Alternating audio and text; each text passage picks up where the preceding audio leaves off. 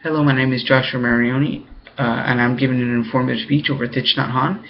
Thich Nhat Hanh was a Zen Buddhist monk from Vietnam. He was a peace advocate who was ordained to be a monk at the age of 16, where he was able to grow to be one of the most worldwide renowned Zen monks.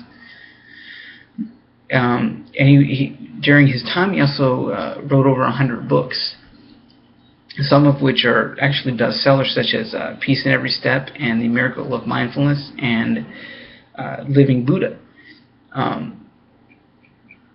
During his travels, he ended up leaving Vietnam and going to the United States here and going to Princeton University, where he was able to learn three more languages: English, Japanese, and French. So to me, he was a pretty smart guy. I mean, being able to learn three different languages, that's an amazing feat. I mean, I'm barely being able to speak one. He ended up becoming one of the Buddhist speakers for the Princeton University as well. And then later on, he ended up going back and trying to mend the bonds for the Vietnamese War, because he was very big on trying to keep his country whole, which is one of the reasons he became a peace advocate, because he didn't like the United States intervening. He also later on got to meet a great leader, Martin Luther King Jr., who eventually nominated him for the Nobel Peace Prize, which that year he didn't win because he was actually nominated for it. But Martin Luther King Jr. also said that Thich Nhat Hanh was actually the most gentle and most kind Zen monk he had ever met, the most gentle person.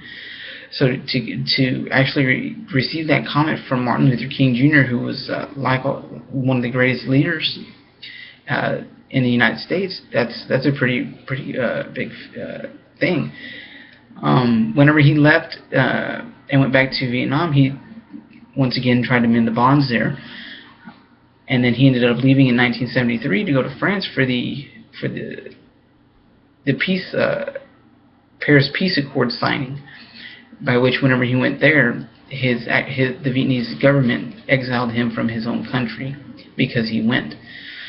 He later on was allowed to go back in the year of 2005 and 2007, but that was under much negotiation.